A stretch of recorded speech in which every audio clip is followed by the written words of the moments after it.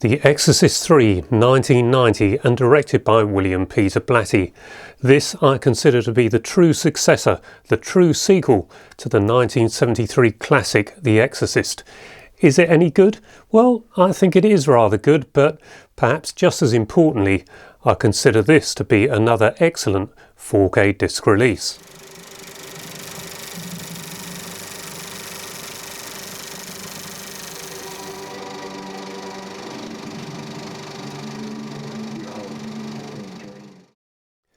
Yes, the director of The Exorcist 3 was the author of that famous, fabulous The Exorcist that led to that brilliant film. And this is why I call this the true sequel, because it's based on William Peter Blatty's follow-up novel.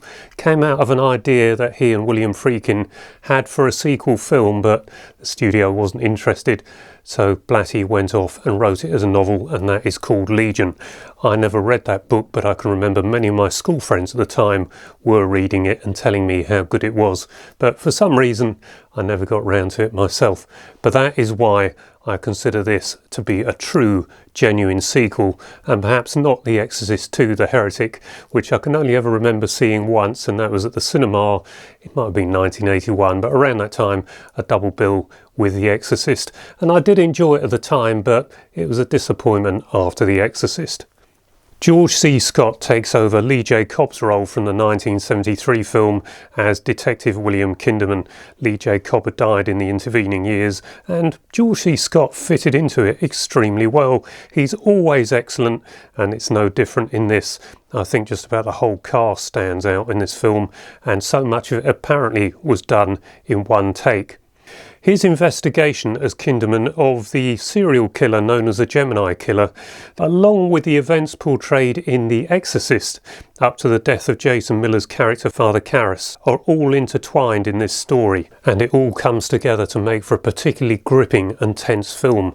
I well remember the evening, I think it was 1991 by the time this film got released here in the UK, and I well remember the creepy evening in the London West End cinema, another one that's now long gone sadly, and how tense it was that night, and the gasps and screams when that now notorious shock scene appeared on screen. I'd not actually seen the film again until now, and at the time, back in 1991, I can remember thinking this film will never be as good the second time around, and that is in fact the effect it's had on me the second time around.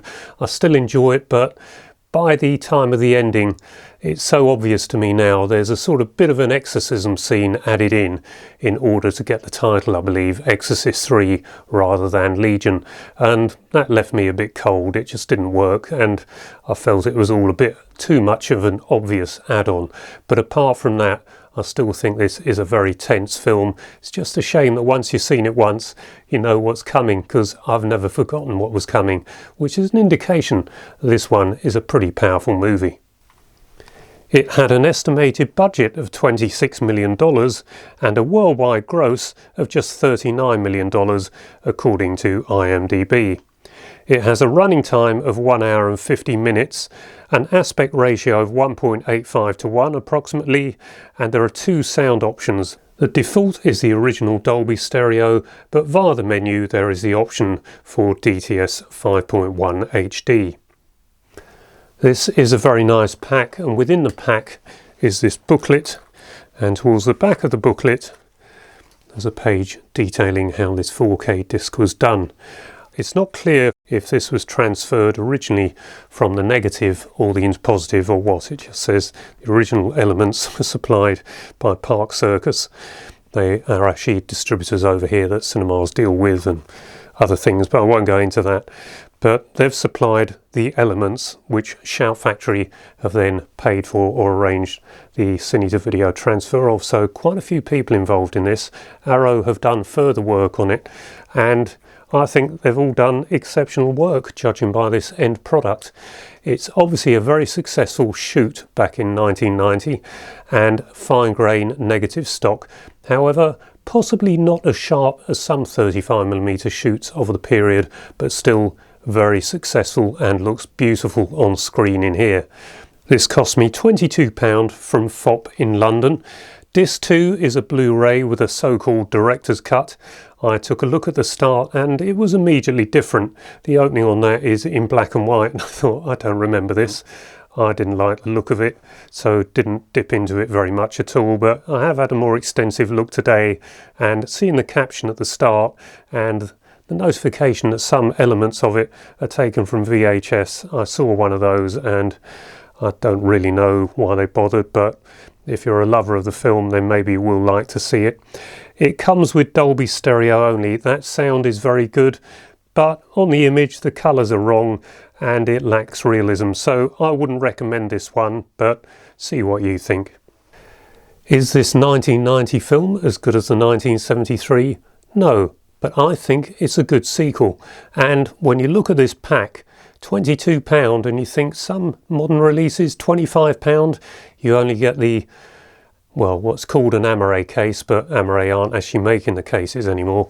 But you only get the plastic case and then a single 4K disc in them for £25. I think this does represent exceptional value today. There are a lot of extras on the 4K disc and those are not duplicated on the Blu-ray disc in the pack. The making of alone is 1 hour and 45 minutes, and if you wonder why Brad Dourif performs most of Jason Miller's part, you'll find the answer in this making of.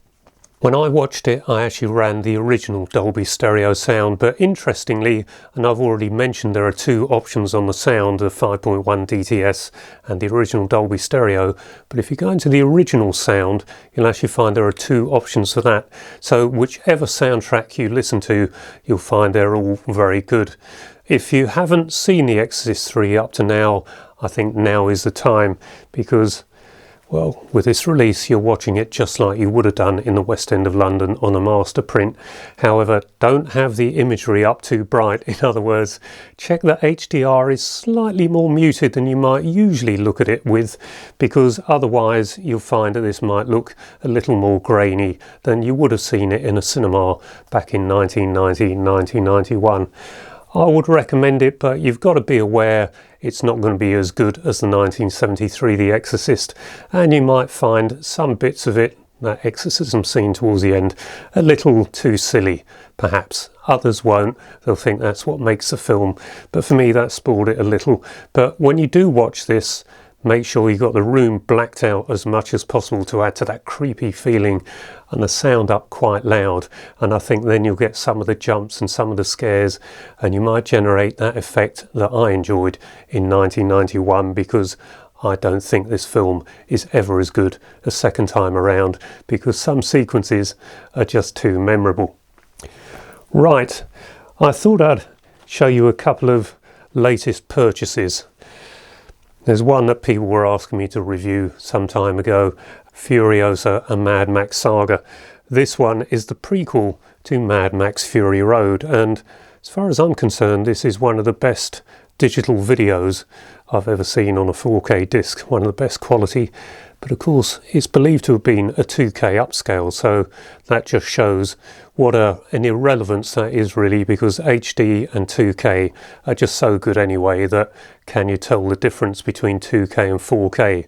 Not with Mad Max Fury Road you can't. So Furiosa, I'm expecting that to look, well, around as exceptional as Mad Max Fury Road. That should be interesting.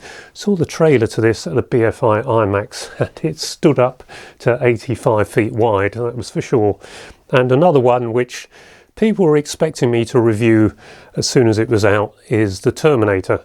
But my opinion of that is that you've got to compare it to a film print, not the Blu-ray that's gone before, because you want this to look as good as a 35mm print. This is a Super 8 print, but my friend and colleague Simon Nichols does have an original 35mm theatrical print, so that's something we've already spoken about. I don't know when we'll do that, but I'll try and hold on.